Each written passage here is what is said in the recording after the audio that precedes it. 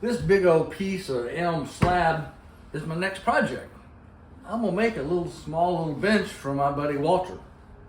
Walter doesn't care. I'm making it for his wife Amanda.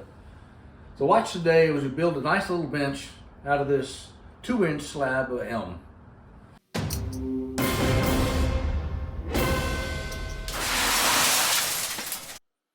So every project starts with getting your lumber to rough cut size to be able to prepare it to mill it. So I'm cutting a straight edge on this big old slab here to be able to determine what size of pieces that I'm going to need. So the top's going to be approximately 18 inches wide by about 30 inches long. So I'm cutting it off to where I can maximize the offcuts to be able to use for other parts like the legs. This is the offcut from the slab, and it's thick enough to where we can get some legs and other parts. So I'm going to go ahead and joint this up and mill it up to where we can have at least 1.5 inches thickness. So I take it over to the joiner and get one face flat and square, and then I get one edge flat. Now we can take it over to the planer and get the thickness we need out of here. So this is the thickness planer.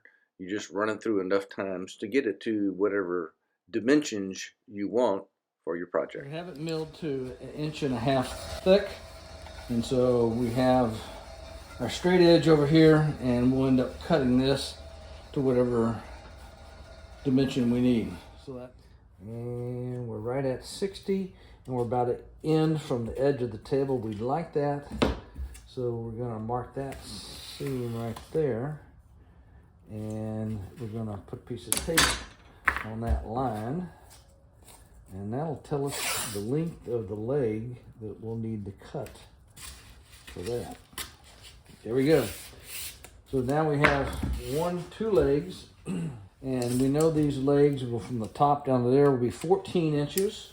So we're going to cut this off to about 30 inches and be able to get 2 length of legs out of that, since we only need 28, which is 2 times 14. And then we'll have a little bit left over for doing a spindle, which we'll have between the 2 legs.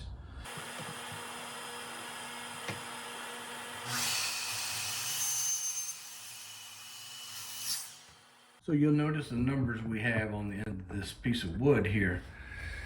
They represent the degrees of moisture as it was drying. So that was July of last year at 14. We put it in our greenhouse, has a little bit warmer temperature. And you can see within a couple months it already dropped to 10% moisture. So this was cut down in the fall of last year. This piece is for the legs. So I'm gonna have to cut it less than 8 inches to be able to mill it on my joiner. So I'm going to do a freehand cut on here. It doesn't have to be exact, so let's give it a rest. After cutting it to less than 8 inches, I mill one face of it, then I mill the edge. Okay, and laying out these legs, remember this is the angle I want these things to be on. So if I have this here, my approximate layout line ended up being about 28 degrees. And so I'm going to make it a full 30. Twice that is 60, and the remaining degrees is 120, so that makes that angle. So how do I cut that at 30 degrees?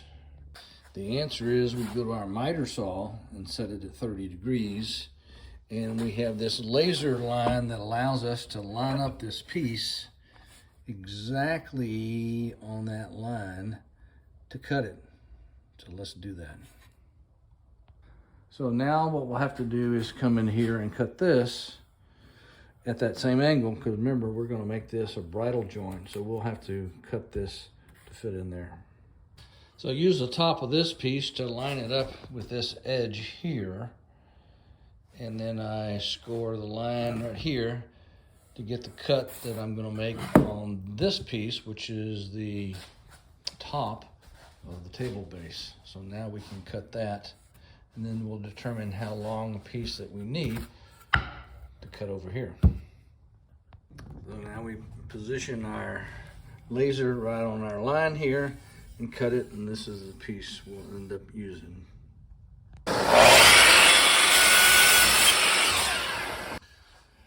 Okay, I want to make sure I have all my legs the same length, so I'm lining them up against this. In reality, they'll actually go up here like that and be fitted. So I'm just trying to get the length because the bridle joints will come in there. So we're actually drawing this rough cut here based upon the shortest one that we have. And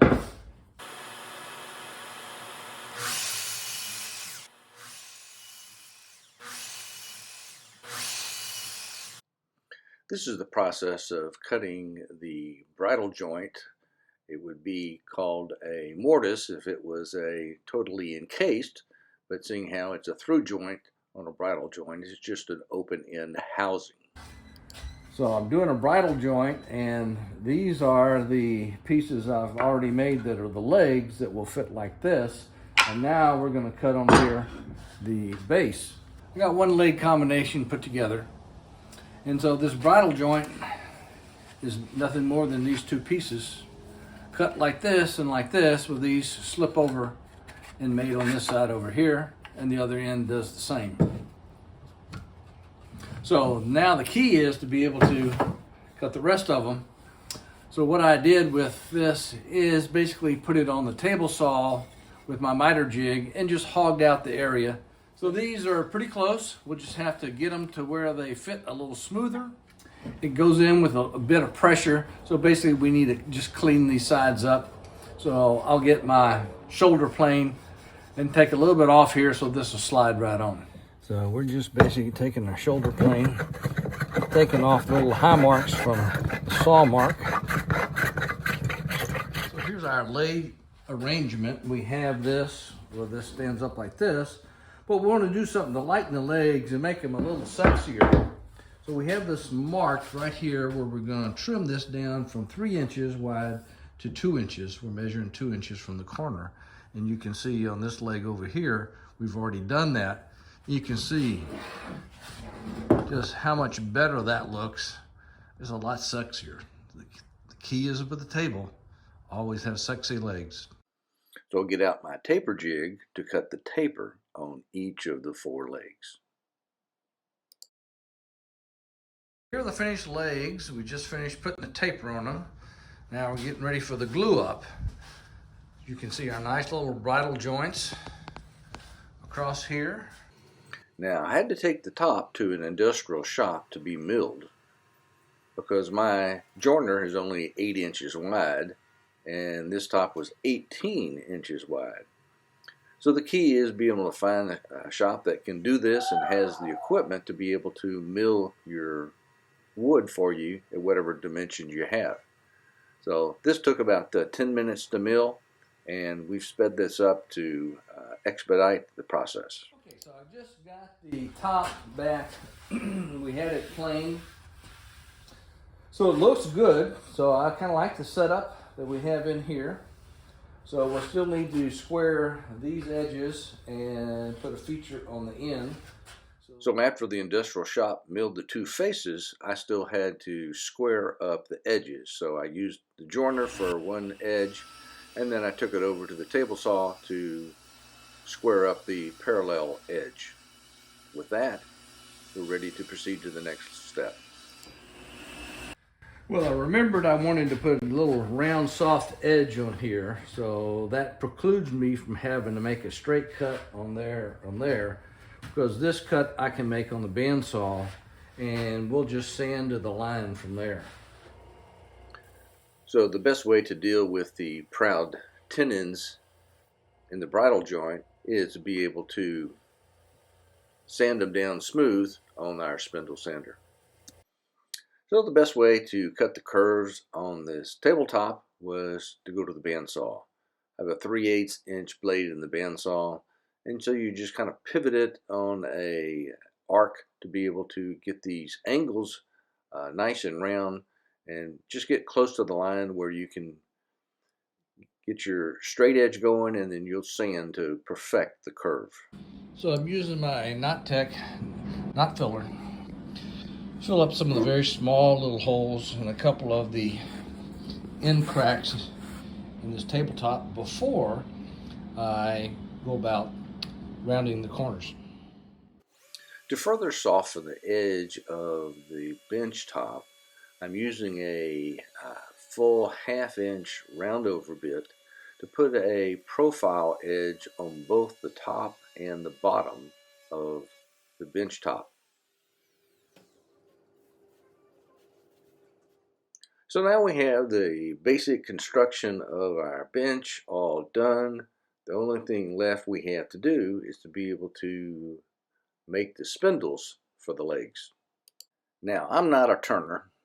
I've only worked on the lathe one other time. So I asked my friend Bruce to help show me how to make these spindles for this bench.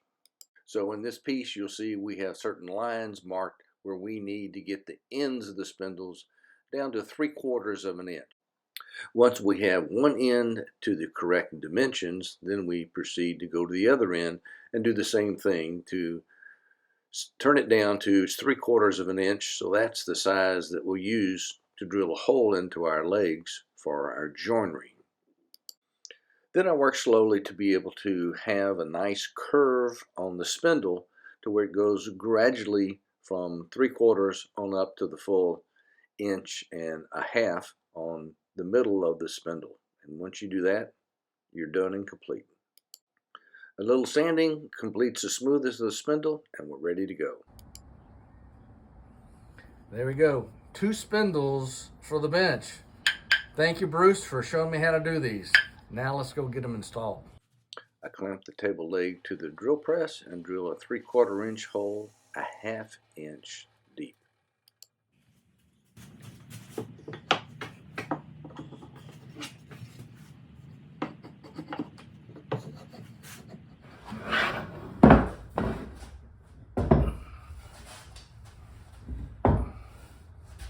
Alright, here's a look with the spindles.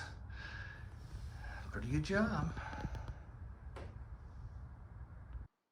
I'm finishing the bench with Rubio monocoat. The color is called Pure. So it has a just very light tint of a color.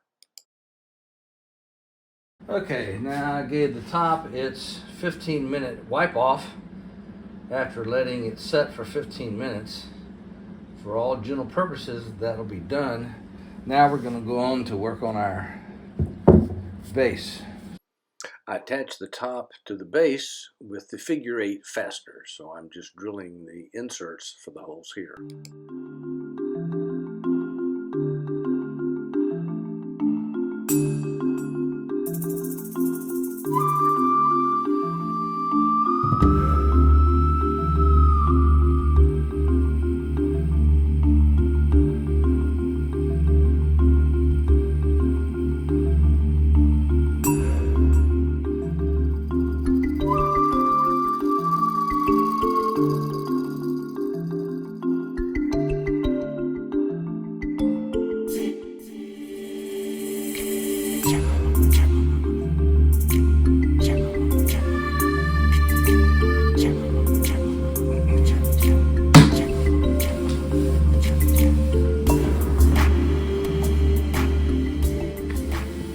One completed small bench with nice pure coat of Rubio monocoat. So if you liked our build, give me a thumbs up. If you want to see more of our project builds, consider subscribing down below. And as usual, come back and see me real soon.